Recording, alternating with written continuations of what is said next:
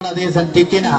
এই মজলুম সংগঠনটি অঘোষিত কেন্দ্রীয়ভাবে সিদ্ধান্ত নিয়েছে বাংলাদেশের যে সমস্ত জনপদগুলো উর্বর, যে সমস্ত জনপদগুলোতে আমাদের বিজয় আসবে, যে সমস্ত জনপদে আমরা মানুষের দ্বারা দ্বারে খেলে মানুষ আমাদের এটাকে ছাড়া দিবে, এই জনপদে উপজেলা পরিষদ একটা স্থানীয় নির্বাচনে বাংলাদেশ জামাত ইসলামে অংশগ্রহণ করার জন্য সিদ্ধান্ত নিয়েছে। নিশ্চয়ই আপনারা অনলাইনের সুবাদে বিভিন্ন জায়গায় আপনারা প্রার্থীর নাম ঘোষণা দেখতে পাচ্ছেন। তার এই ধারাবাহিকতার অংশ হিসেবে আমাদের সম্মানিত জেলা আমির, আমাদের সম্মানিত উপজেলা আমিরকে এবং কর্মপরিষদ সদস্যকে সাথে নিয়ে আমার মতো একজন অযোগ্য নাকান্দা অদমকে এই জনপদের জন্য তারা মনোনীত করেছে। আমি জানি না কতটুকু আমার এই তরিটা আমি কতটুকু নিয়ে যেতে পারবো, এই সাগর থেকে আমি কিনারায় নিয়ে যেতে পারবো আমি জানি না। তবে আমার হৃদয়ে আমার অন্তরে একটা বিশ্বাস আছে, এই জমিনে আমি দাঁড়িয়ে থাকলে ইনশাআল্লাহ আমাদের ত্যাগ এবং কোরবানির উপর ভিত্তি করে আল্লাহ সুবহানাহু ওয়া তাআলা আমাদেরকে বিজয় দিবেন, ঠিক কিনা? আমি একটু ক্ষুদ্র ইতিহাস বলি। 2014 সালে যখন আমি নির্বাচন করেছি, তখন আমি কালাম ভাই আমাকে হাত ধরে ধরে এভাবে হাত করে আমাকে পরিচয় করিয়ে দিতে হয়েছিল, কারণ তখন আমি পেকুয়ার জনপদের মাত্র 2 বছরের শিশু ছিলাম। আমি ইসলামী ছাত্র শিবিরের বিভিন্ন আন্দোলন করেছি, দায়িত্ব পালন করেছি। পেকুয়ায় তখন এসেছি মাত্র 2টা বছর আমার অতিক্রান্ত হয়েছে। রাজাকালী বিওয়াই ফাজিল মাদ্রাসার প্রভাষক হিসেবে যোগদান করে 2 বছরের মাথায় আমাকে কালাম ভাই এবং ইমতিয়াজ ভাই ধরে ধরে মানুষের কাছে পরিচয় করে দিয়েছিলেন, ঠিক কিনা? আপনাদের নিশ্চয়ই মনে থাকার কথা।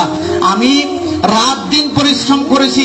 আমাদের ইসলামী ছাত্র শিবির, বিশেষ করে গোলাম আজম এখনো আছে, ছোট্ট ছেলে ছিল সে, মানুষের ধারে ধারে বাড়িতে বাড়িতে গিয়ে এমন একটা অবস্থা সৃষ্টি করেছে আমাদের ভাইরা, তাহলে সেটা ফলাফল আমাদের সমস্ত ক্যান্ডিডেটসে আমাদের ভিন্নতা আছে। আমি এই পর্যন্ত আপনাদের অনেকেরই মনের মতো করে হয়তো মানুষ হিসেবে আমি কাজ করতে পারি নাই, এবং আমি 5 বছরের ভাইস চেয়ারম্যান ছিলাম। বাকি 5 বছর আমি আপনাদেরকে ছেড়েও যাই নাই। এই পেকুয়ার জনপদ থেকে একদিনের জন্য আমি কোথাও যাই নাই। আমি পেকুয়ার জনপদে ছিলাম একদিনের জন্য। আমার ভাইরা বিশ্বাস করুন, 2014 সালের 27 ফেব্রুয়ারি যেদিন থেকে আমি উপজেলা পরিষদের ভাইস চেয়ারম্যান হয়েছি, আল্লাহকে সাক্ষী করে বলেছি, চট্টগ্রাম শহরে যদি আমাকে একটা বিয়ে অনুষ্ঠানের দাওয়াত, আমি ওই অনুষ্ঠানের দাওয়াত অ্যাভয়েড করেছি। কারণ চট্টগ্রাম আসা যাওয়া আমার 8 ঘন্টা বা 7 ঘন্টা 6 ঘন্টা সময় যাবে।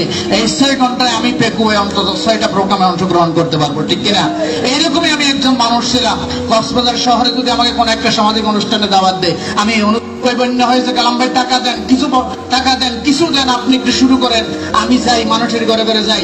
ইনশাআল্লাহ এরকম গিয়েছি এবং আল্লাহ বরকত দিয়েছেন। 1 কোটি টাকার মতো ত্রাণ কার্যক্রম গত পেকুয়ার বন্যায় আমরা পরিচালিত করেছি, আলহামদুলিল্লাহ।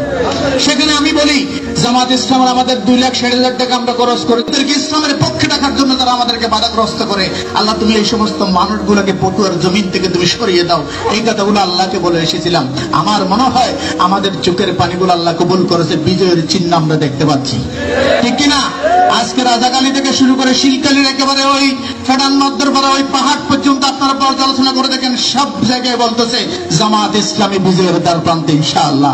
সুতরাং আপনারা একটু কষ্ট করবেন যে আমার কোনো ভুলভ্রান্তি হয়ে থাকলে আমাকে মাফ করে দিবেন, এবং আপনাদের কাছে বিনয়ের সহিত অনুরোধ করে, ব্যক্তি নুরুজ্জামান মঞ্জু নয়, বাংলাদেশ জামাত ইসলামীকে আমরা ঘরে ঘরে পৌঁছে দেওয়ার জন্য সিদ্ধান্ত নিয়েছি ইনশাআল্লাহ।